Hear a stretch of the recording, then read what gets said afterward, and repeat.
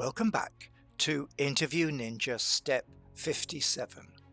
We're going to talk about thought paths in our minds, and we're going to use the Gestalt Cycle to discover more accurately where our subconscious is blocking us and preventing us taking action.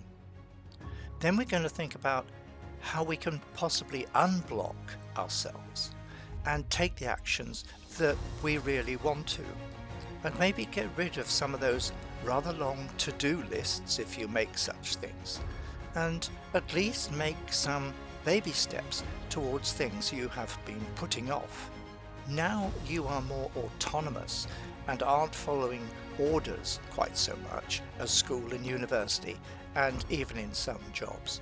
It's time for you to learn how you can discipline your mind and route those thought paths through correctly. Do you see how I'm closing some loops here? Yeah. Okay, all right. Off we go. No, I understand that. Follow. Gestalt Cycle is a general purpose tool, rather like a magnifying glass. It enables you to see more clearly the different internal mental processes associated with blockages. With the increased awareness you have more information to go on to help you apply critical analytical thinking to a given situation. As with all tools, you need to learn how to use them and develop the skills, which for mental tools we call soft skills. You can then use other soft skills and tools to decide and execute a plan of action towards your goals. In our example, Bruce might have blocked his mind by thinking, I shouldn't interrupt Shirley's story, so I won't go to the loo right now. Projection is when we project our thoughts onto other people. Essentially, we guess how other people might be thinking or feeling. In our example, this might happen.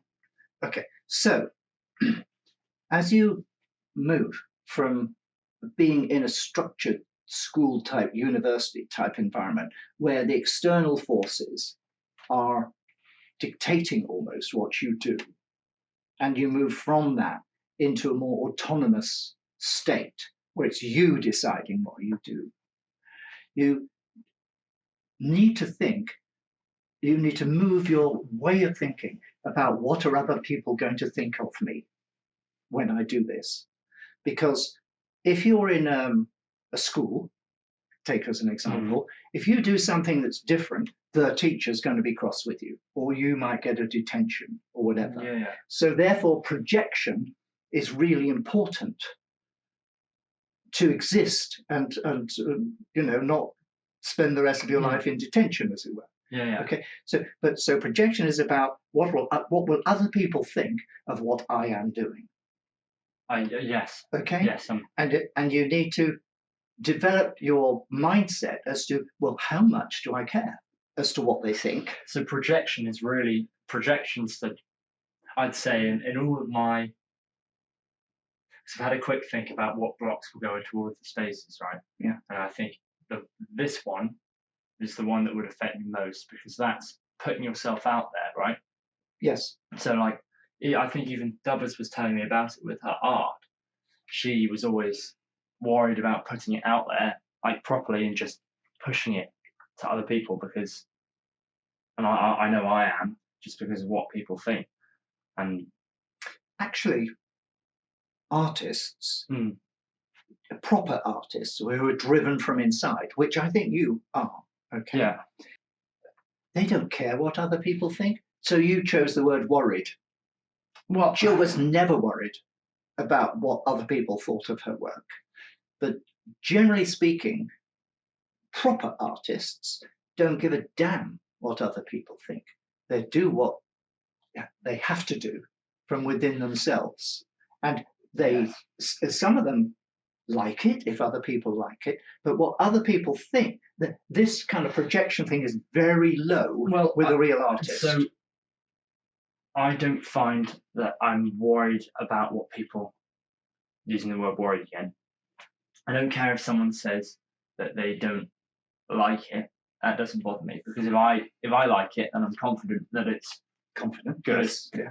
But this is the bit which is like, for in the modern times, I'd say this is the projection is the stage where it's like putting it on Facebook and shouting about it and putting up posters. Yeah. And like saying, here I am. And that's the bit that I struggle with. And I think that is the projection, because I've done the action, I've made the music, or I've made the film or whatever. And then final contact is, or whatever. Don't overthink it, because the video's it's got another no, minute I and a know, half to go. But this is important to me, because I make a lot of stuff and then I just don't have the confidence to show it to anyone. So it just sits in a hole. And not unsurprisingly, Corbin has misunderstood what the word projection means when used in the context of Gestalt Cycle. It means something different to when you use projection for talking to camera, in which case it's a good thing because you want to project your thoughts and your ideas across to other people. However, in terms of discussing blockages and Gestalt Cycle, what it means is you start to double think what another person is going to think about what you're doing, and it can inhibit you or block you from doing something because you are trying to guess what another person will think about what you're doing. And if you take a negative view of that, it may block you from taking an action.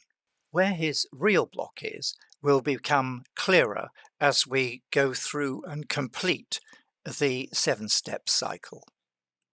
I think the people who do best are just the people who throw it out there. But I can say that, but I just can't do it. So.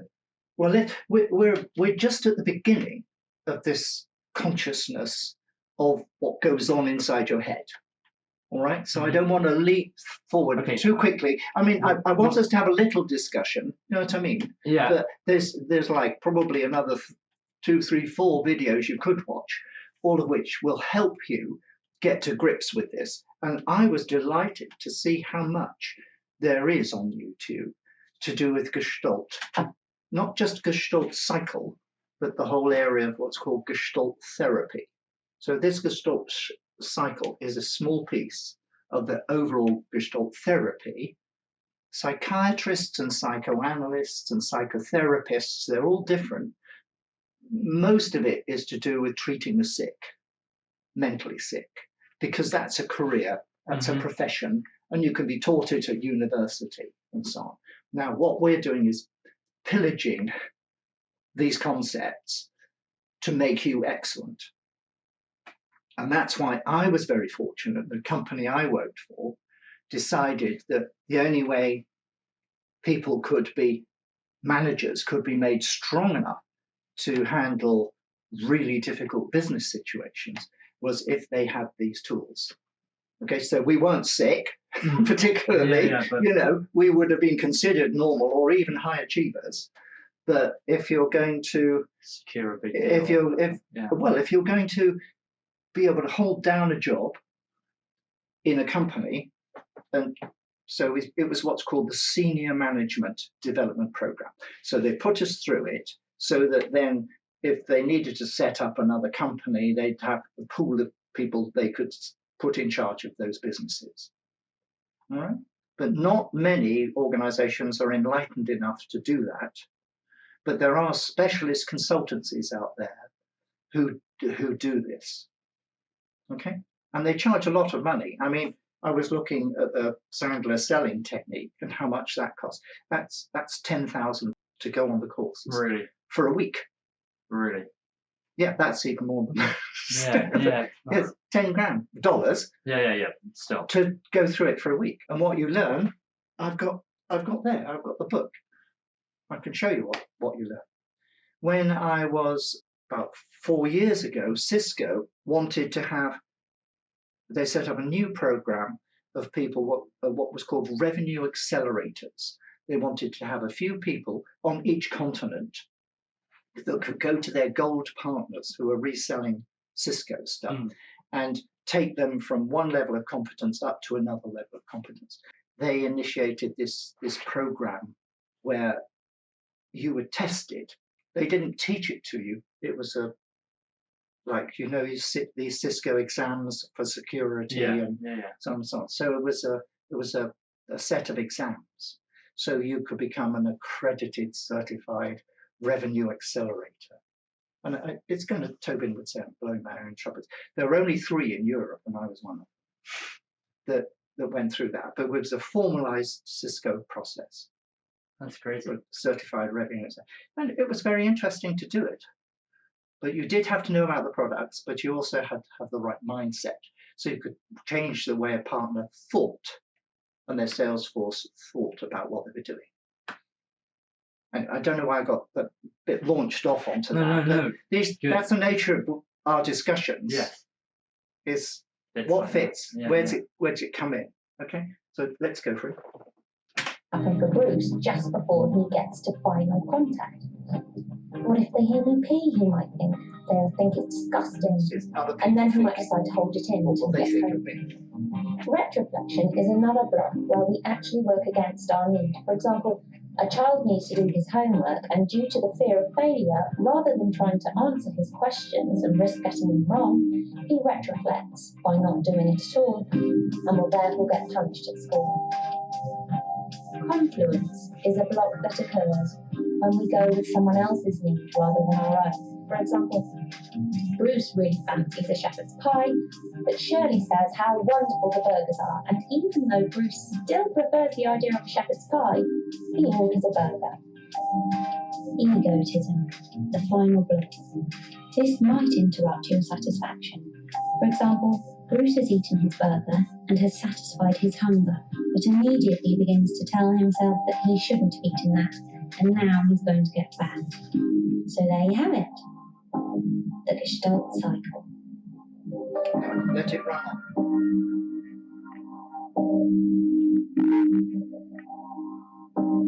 We'll see what comes next. Gestalt. School and university decide for you what you've got to do and when you've got to do it by.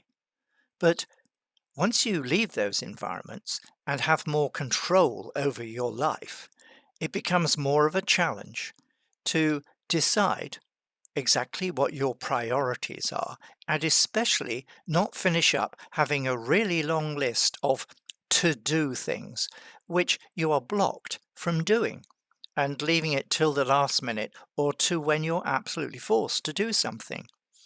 So you can have dreams and ambitions and goals, and in the back of your mind you can know that there are things you really should be doing, but unfortunately, people being what they are, your subconscious has blocks within it and they inhibit you from basically pursuing your dreams. So Gestalt Cycle is really, really important to understand where your blocks are, and hopefully from that awareness you can use critical analytical thinking to get those blocks in perspective and say to yourself, I'm being blocked by this, but I can take simple baby steps towards addressing those blocks, and that way I can pursue my dreams and turn them into reality. It's so important that in step 58 we're going to continue with helping Corbin really understand his blocks, because he's already suggested he has blocks and we can do something about them.